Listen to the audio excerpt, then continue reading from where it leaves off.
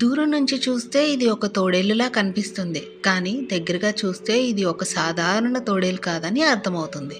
పొడవైన కాళ్ళు, ఎర్రటి గోధుమ రంగు శరీరం, మెడపై నల్లటి వెంట్రుకలతో ప్రత్యేకంగా కనిపించే ఈ జీవి పేరు మేన్డ్ వూల్ఫ్. ఇది దక్షిణ అమెరికాలోని గడ్డి మైదానాలు, పొదల ప్రాంతాల్లో కనిపిస్తుంది.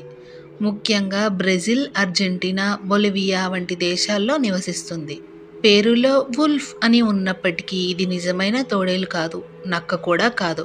మెయిన్ వుల్ఫ్కు అసాధారణంగా ఉన్న పొడవైన కాళ్ళ వల్ల అవి దూరంగా ఉన్న ఆహారం లేదా ప్రమాదాన్ని ముందుగానే గుర్తించడానికి సహాయపడతాయి. అందుకే ఇది ప్రపంచంలోనే అత్యంత పొడవైన అడవి కుక్కల కుటుంబానికి చెందిన జంతువుగా గుర్తించబడింది. ఇది పూర్తిగా మాంసాహారి కాదు.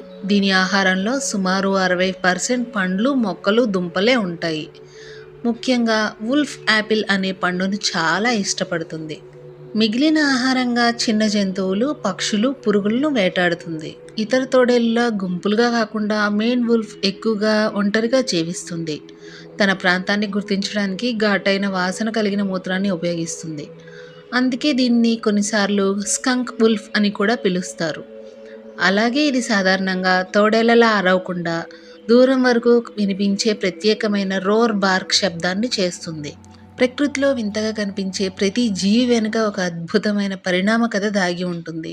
మెయిన్ వుల్ఫ్ అలాంటి అరుదైన అద్భుతాల్లో ఒకటి.